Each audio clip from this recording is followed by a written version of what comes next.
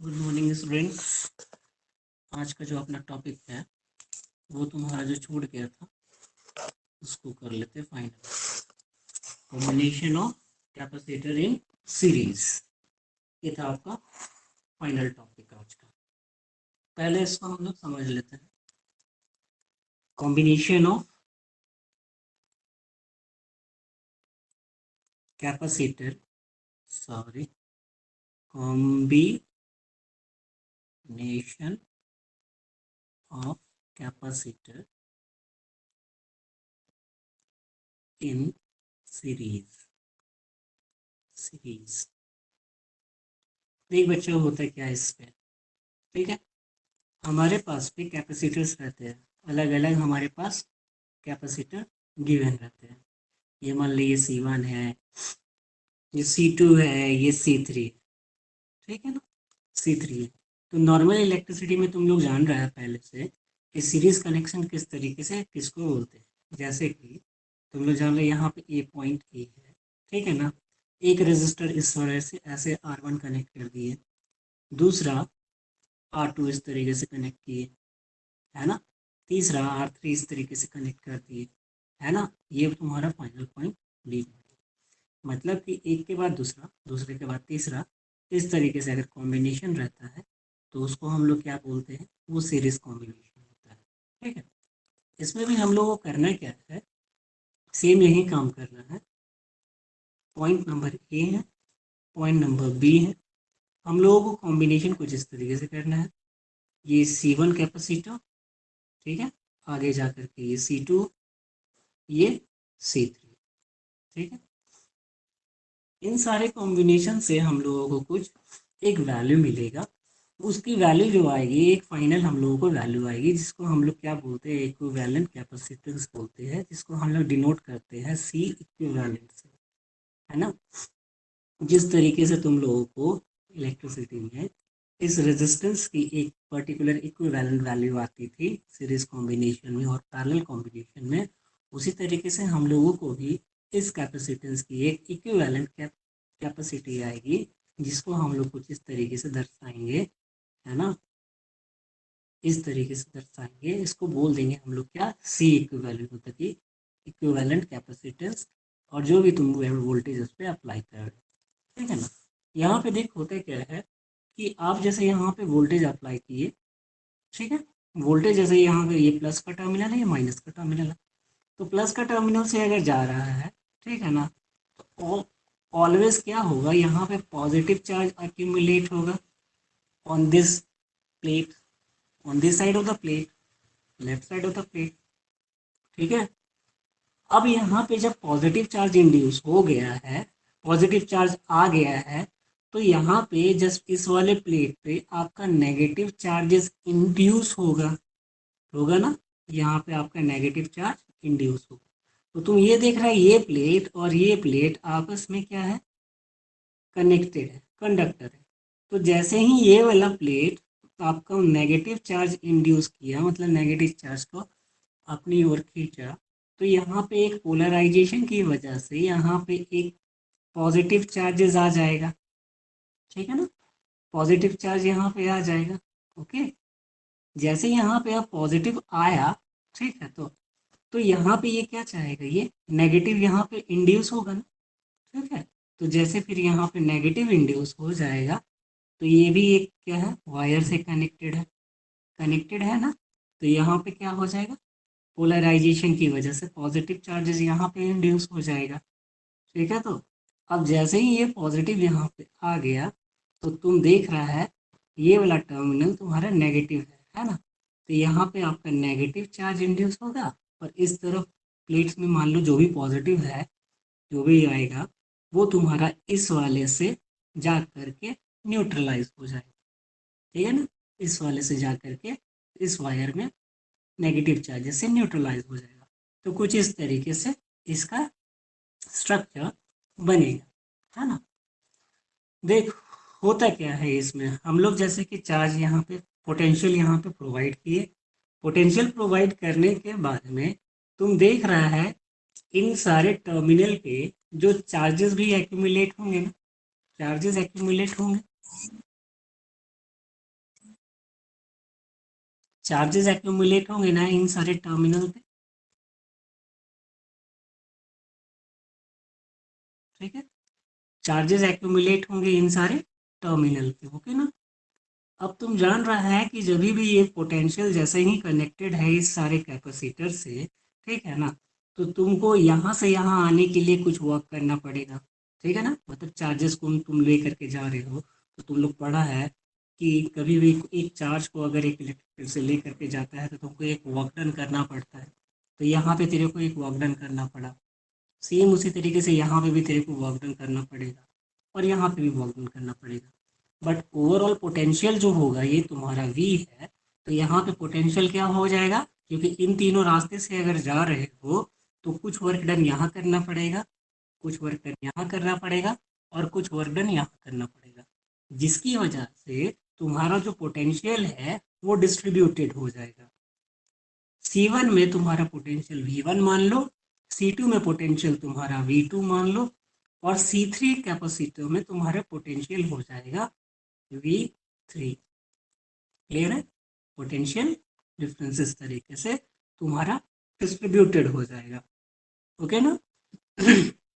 चलो इस बात को हम लोग पहले थोड़ा सा लिख लेते हैं, फिर आगे हम लोग धीरे धीरे और समझाते रहेंगे। लिखो, the method of connecting, the method of connecting three capacitor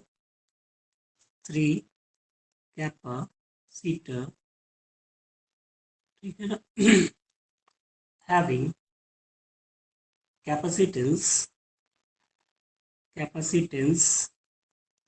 C1, C2 and C3 in series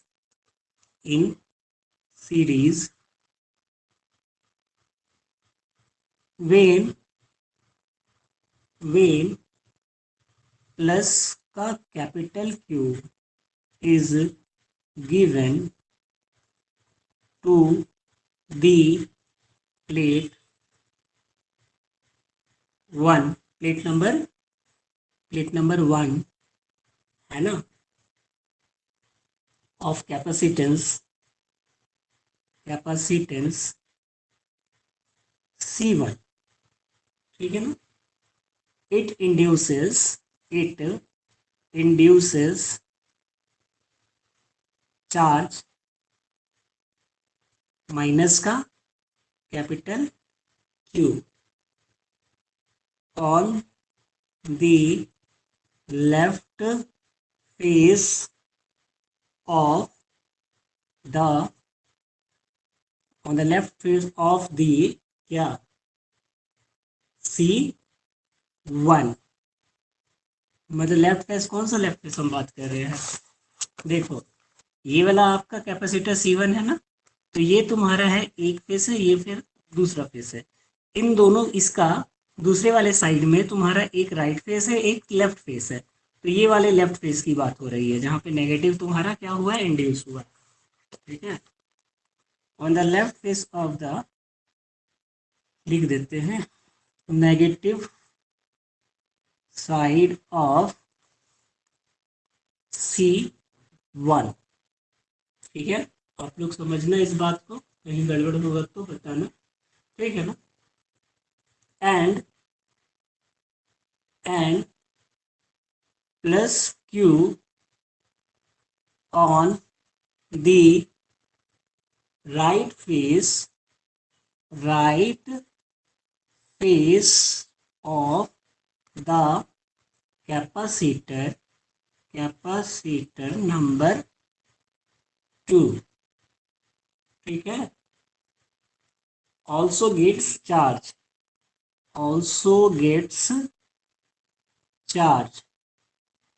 ठीक है ना, that is प्लस का Q on it, then it also induces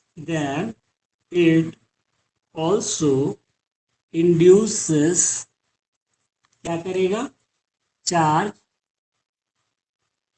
minus का कैपिटल क्यू, ठीक है ना, माइनस का capital Q on left face of the,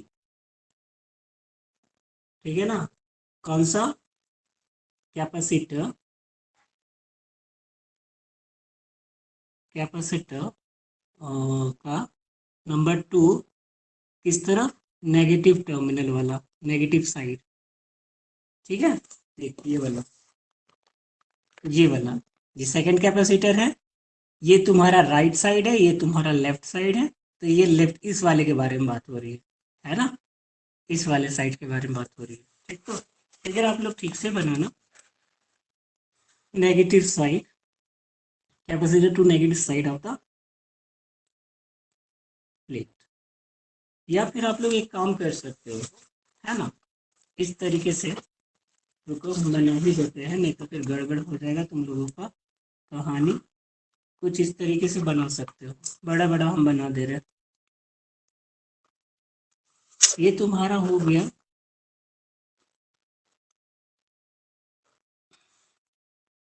plate number 1, जो कि C1, इसको बोल दो ए का फेस, इसको बोल दो बी का फेस, इसको बोल दो ए, इसको ए बोलो, इसको और बी बोलो, इसको तुम बोल दो सी, इसको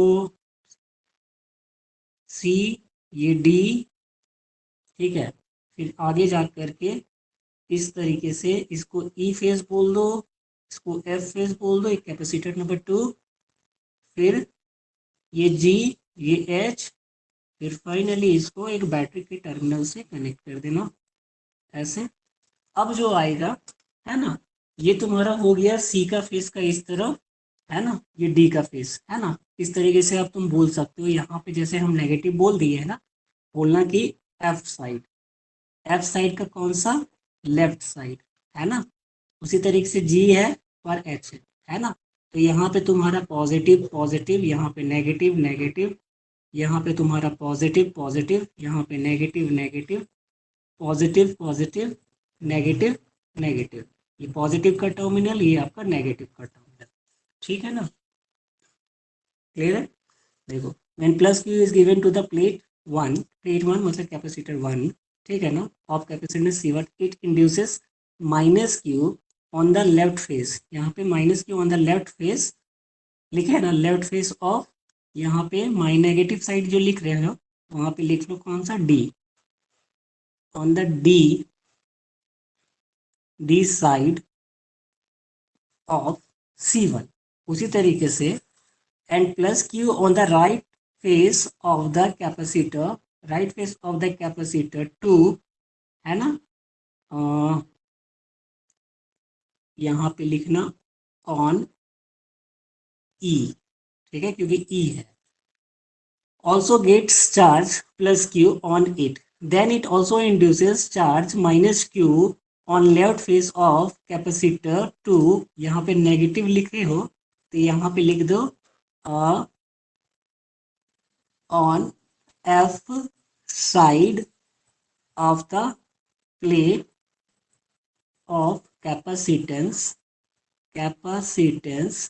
C2। अब हो गया क्लियर, अब दिक्कत नहीं है, ठीक है ना, ना, तो फिर आप लिखोगे द चार्ज प्लस का क्यू ऑन प्लेट जी, है ना, इंड्यूसेस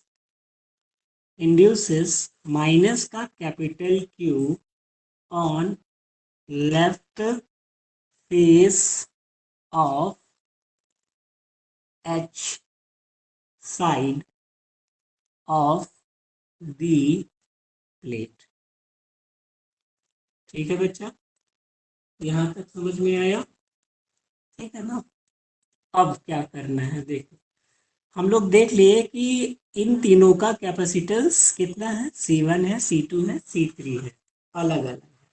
पोटेंशियल जो देख रहा है तुम लोग, पोटेंशियल तुमको V मिला है, ये जो पोटेंशियल जो है ये जो जा करके डिस्ट्रीब्यूट हो जाएगा इस तीनों में, दैट इज V1 यहाँ का, V2 यहाँ का, V3 यहाँ का, ठीक है ना। अब देख रहा है कि इसकी कैपेसिटेंस क्या है, मान के चलो यहाँ पे डिफरेंट डिफरेंट कैपेसिटेंस है। तो जो तुम पोटेंशियल प्रोवाइड कर रहा है उसकी वजह से देखो यहाँ पे चार्ज कुछ एक्यूमुलेट हुआ, यहाँ पे भी चार्ज एक्यूमुलेट हुआ, और यहाँ पे भी चार्ज एक्यूमुलेट हुआ ना, हुआ ना। चलो पहले अब इसको लिख देते, दस V1, V2 and V3 is the distributed potential across the three capacitors. If V is the potential difference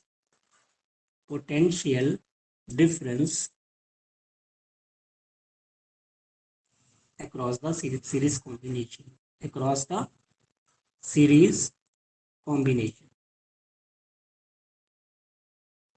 ठीक है बच्चा। अब देख रहा है कि V जो है वो तुम्हारा डिस्ट्रीब्यूट हो रहा है कैपेसिटर नंबर C1 पे, कैपेसिटर नंबर C2 पे, और कैपेसिटर नंबर C3 पे। तो ओवरऑल तुम्हारा पोटेंशियल हो जाएगा इन तीनों का सम का, क्योंकि तुम्हारा वर्क डन जो तुम कर रहे हो यहाँ पे भी कर रहे हो, यहाँ पे भी कर रहे हो, ये तुम्हारा इंटायर पाथ है, पॉइंट ए से लेकर के पॉइंट बी तक पहुँचने का इंटायर पाथ का तुम्हारा जो वर्क डन होगा यहाँ से भी करना है, यहाँ पे भी करना है, और यहाँ पे भी करना है, ठीक है ना। उन इंटायर पाथ का जो वर्क डन जो तुम्हारा हुआ उसकी जो पोटेंशियल होगा सबका सम हो जाएगा, सबका सम हो गया, ओके। तो बच्चा आप लोग जान रहे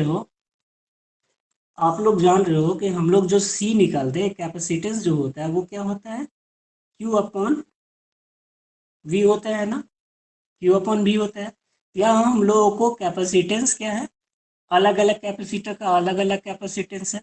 उसी तरीके से पोटेंशियल जो है हम लोगों का क्या है, अलग अलग है ना सबकी, ठीक है।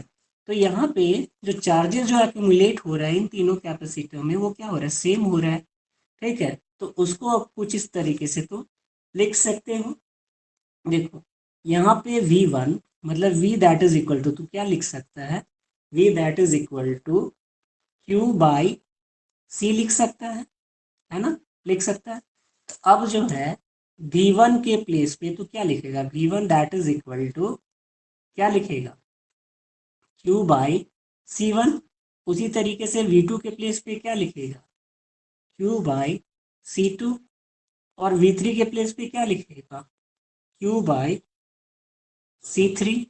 क्योंकि चार्जेस हमारा कैपिटल Q है तो इसको कैपिटल Q कर लो, ठीक है, कैपिटल Q, ठीक। तो अब तुम सबको इक्वेशन नंबर 1 पे पुट कर देना, ठीक है ना, इक्वेशन नंबर 1 पे पुट कर देना। तो कैपिटल जो V था आपका राइट साइड में V1 था प्लस V2 था प्लस का V3 था, ओके। तो इस V का तुम क्या निकाला था, इस V का तुम लिखा था capital Q by C equivalent, यही तुम्हारा इक्विवेलेंट कैपेसिटेंस कहलाता है। That is equal to Q by ये C1, सॉरी ये Q बाय C1 प्लस ये Q बाय C2 प्लस ये Q बाय C3, है ना। Q सब में तुम्हारा कॉमन है तो तुम्हारा क्या हो जाएगा, equivalent capacitance, that is equal to, तुम कॉमन निकाल देगा 1 by C1 plus 1 by C2 plus 1 by C3, ये और ये कैंसल आउट हो जाएगा।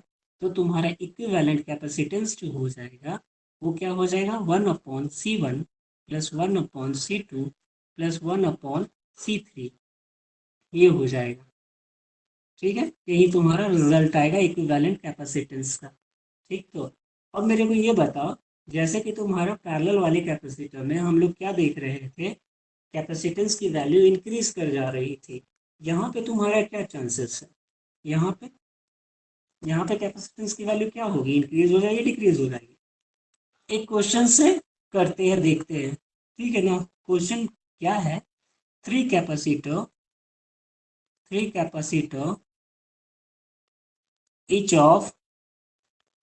each of capacitance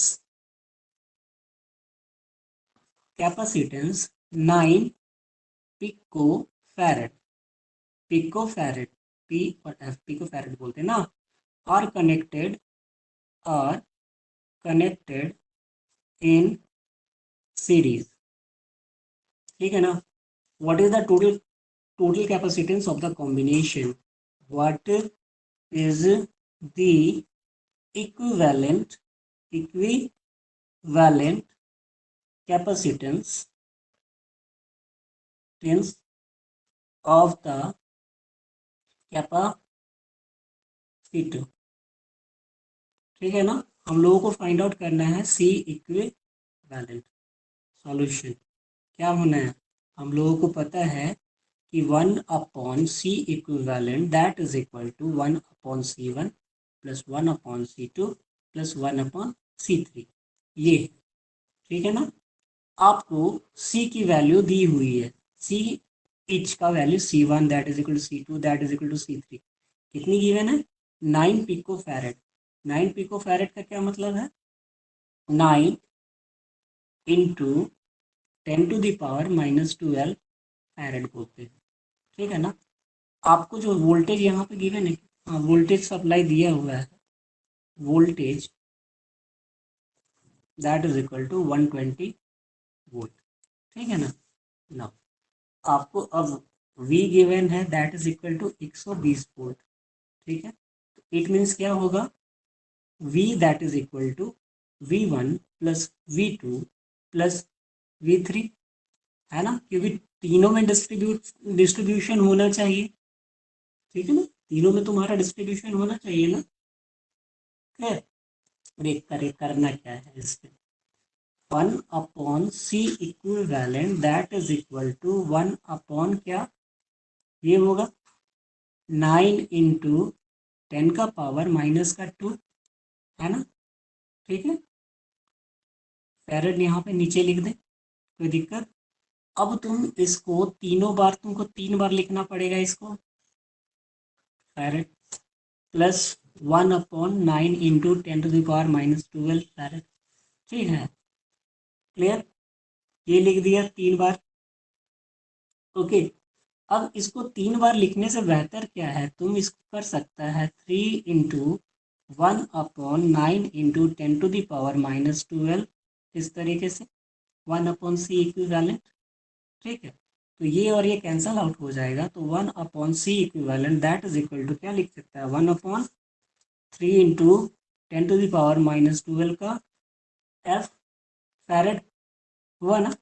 तो देख क्या हुआ, वैल्यू घट गया ना, C इक्विवेलेंट की वैल्यू तुम्हारी आ गई 3 इंटू 10⁻⁻12 फैरेड, जबकि इच कैपेसिटर का जो कैपेसिटेंस था वो 9 था, 9 पिको फैरेड था, है ना।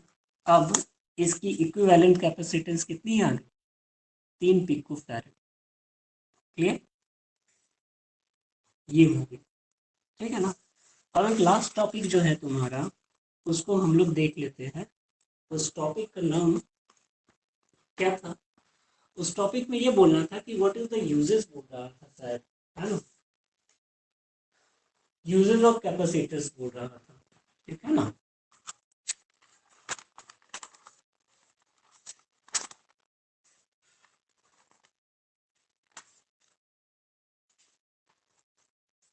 यूजेस ऑफ कैपेसिटर, ठीक है। चलो यूजेस ऑफ कैपेसिटर या फिर यूजेस ऑफ कंडेंसर देख लेते हैं। यूजेस ऑफ कंडेंसर, जैसे कि तू दो बात अभी देखा, एक तुम सीरीज देख लिया, एक तुम पैरेलल देख लिया।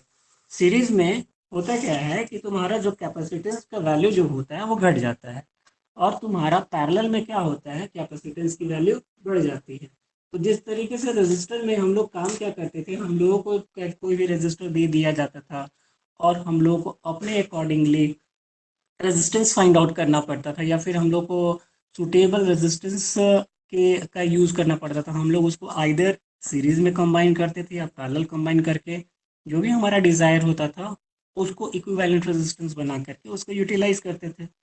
सेम यहाँ पे भी कहानी क्या हो रहा है, सीरीज में जिस तरीके से तुम्हारा कैपेसिटेंस क्या हो जा रहा है, घट चढ़ रहा है, घट जा रहा है। पैरेलल में तुम्हारा कैपेसिटेंस क्या हो जा रहा है, बढ़ जा रहा है। तो तुम आइदर क्या कर सकता है, मान लो तुमको एक डिजायर्ड कैपेसिटेंस की आवश्यकता है और तुमको अलग अलग कैपेसिटर प्रोवाइड कर दी गई है ना, तो तुम क्या चाहता है, आइदर उसको series combination, parallel combination, series combination या पैरेलल कॉम्बिनेशन, या फिर बोथ, सीरीज भी किया पैरेलल भी किया, ठीक है ना, दोनों करके अपना जो भी डिजायर्ड रिजल्ट है, डिजायर्ड इक्विवेलेंट कैपेसिटेंस है, उसको निकाल करके दे दिए, ठीक है ना। क्योंकि हमारे पास रिसोर्सेस मान लो कम है और उसी रिसोर्सेस में हम लोगों को अपना जो डिजायर्ड वैल्यू है उसको चाहिए, ठीक है। तो ये तो एक हो गया। चलो इस तरह से देखते हैं आप लोगों में क्या हमको बताना है। जो पहला जो पॉइंट है इसमें हम लोगों को बोल रहा है यूजेस ऑफ कैपेसिटर में, कि कैपेसिटर का जो यूज़ हो सकता है कहाँ कहाँ हो सकता है, रेडियो में, रेडियो सर्किट में होता है, ठीक है, आपके फैन में भी होता है, ठीक है ना। ठीक है, तो पहला वाला पॉइंट आपका है, एक capacitor is used in radio circuits for tuning and smoothing the rectified current rectified current rectified current by the power supply, by the power supply, ठीक है। दूसरा, अब जैसे कि हम लोग देख रहे हैं कि कैपेसिटर क्या करता है, चार्जेस को अपने ऊपर स्टोर करता है और इसकी जो भी कैपेसिटेंस है उस वो उतना अगर चार्ज अगर इस पे स्टोर हो गया तो फिर यहाँ पे रास्ता वो फिर जाने का ब्लॉक कर देता है, फिर वो नहीं बढ़ता है। फिर जैसे ही तुम बैटरी से इसको डिस्कनेक्ट करेगा या कनेक्शन अगर डिस्कनेक्ट अगर होता है, ठीक है ना, तब ये फिर अपने थ्रू करंट को इलेक्ट्रिक फील्ड के ज़रिए पास करने को देता है, तब जा कर के ये फिर पास करवाता है, ठीक है ना। तो दूसरा बात यहाँ पे क्या है, to produce to produce electric field, electric field of required pattern, ठीक है। तीसरा तीसरा है a capacitor is used to eliminate, अभी जो बात बोले, eliminate sparking in a circuit, when a circuit containing induction inductance is suddenly open, ठीक है ना। अचानक से जैसे ही मान लो अगर स्विच ऑफ करते हो या कुछ करते हो तो देखना एक तरीके से स्पार्किंग तुमको दिखाई को देगा, क्योंकि वो बहुत ही कम शॉर्ट पीरियड में बहुत ज़्यादा इलेक्ट्रॉन्स आइदर या तो पास करेगा या तो फिर वो रुकने का प्रयास करेगा, जो कि पॉसिबल नहीं होता। तो अगर हम लोग कैपेसिटर अगर लगा देते हैं तो कैपेसिटर क्या करता है, वो डिस्चार्ज करता है धीरे धीरे, जिसकी वजह से तुम्हारा स्पार्किंग वहाँ पे नहीं होता है और सर्किट हमारा बचा हुआ रहता है, इंडक्टेंस सडनली अप, ठीक है ना। अब जैसे कि इग्निशन सिस्टम जो हमारा जो रहता है ऑटोमोबाइल में, वहाँ पे भी हम लोग यूज़ कर सकते हैं the ignition system of every automobile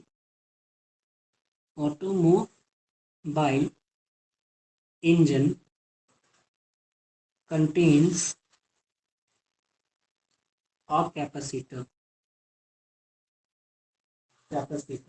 to eliminate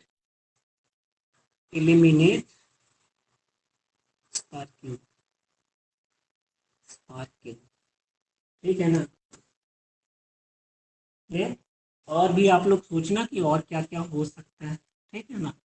जो भी पॉइंट आप लोग खोजना है ना, फिलहाल तो इतना। और आप ये लिख सकते हो कि जो हमारा जो फैन है उसमें भी एक कंडेंसर यूज होता है। कंडेंसर तुम्हारा क्या करता है, करंट लेता है सप्लाई से और उसको खुद अपने अंदर स्टोर करता है और फिर डिस्चार्ज करता है, ठीक है ना। डिस्चार्ज करता है उसको तुम हायर सेक्शन में पढ़ेगा कि किस तरीके से हम लोगों को जो पावर जो सप्लाई आता है वो तुम्हारा कन्वर्ट होता है ना, ठीक है ना, डीसी में, ठीक है ना। उसको तुम हायर क्लासेस में पढ़ेगा। अभी जब इलेक्ट्रिक करंट आएगी चैप्टर, उसमें अगर तुम्हारे एसी करंट डीसी करंट अगर हम लोगों को मिलता है तो वहाँ पे हम लोग देखेंगे कि किस तरीके से हम इसको रिलेट करते हैं इस बात से, ठीक तो, ठीक है। चलो देख ही लेते हैं, हम बताना चाहते हैं थोड़ा सा बात को। चलो मान लो कि यहाँ पे तुम एसी सप्लाई यहाँ पे हो रहा है। एसी सप्लाई में यहाँ पे मान लो प्लस का चार्ज तुम आ गया, है ना। प्लस का चार्ज मतलब कैसे, इस तरीके से एसी सप्लाई हो रहा है मान लो, ठीक है। ये तुम्हारा प्लस का साइड है, ये तुम्हारा नेगेटिव साइड है, ये तुम्हारा प्लस का है, ये तुम्हारा नेगेटिव साइड है। तो प्लस वाले साइड में एक बार में यहाँ तो तुम्हारा जो चार्ज जो स्टोर होगा वो पॉजिटिव का स्टोर होगा। अब जैसे ही ये नेगेटिव टर्मिनल साइड गया सेकंड वाले लाइन में, ये तुम्हारा मान लो फर्स्ट का है, ठीक है। सेकंड वाले पे ये जैसे ही जाएगा तो ये वाला जो कैपेसिटर है तुरंत क्या करेगा, अपने अंदर जो भी चार्ज स्टोर था, है ना, उसको क्या कर देगा, डिस्चार्ज कर देगा, है ना, डिस्चार्ज कर देगा। फिर इस तरफ जैसे आएगा अपर साइड, फिर यहाँ पे चार्जेस क्या होगा, स्टोर होगा, है ना। फिर जैसे इस तरफ हो जाएगा वो अपने तरफ से चार्जेस क्या करना चाहेगा, डिस्चार्ज करना चाहेगा। तो ये एक कंटिन्यूअस प्रोसेस होता है। और इस कंटिन्यूअस प्रोसेस में तुमको क्या मिलता है कि हर एक इंटरवल पे कुछ इस तरीके से मिलेगा, ठीक है। आज का क्लास हम लोग यहीं रहने देते हैं बच्चा, कोई प्रॉब्लम हो तो बताना, ठीक है। Okay then bye.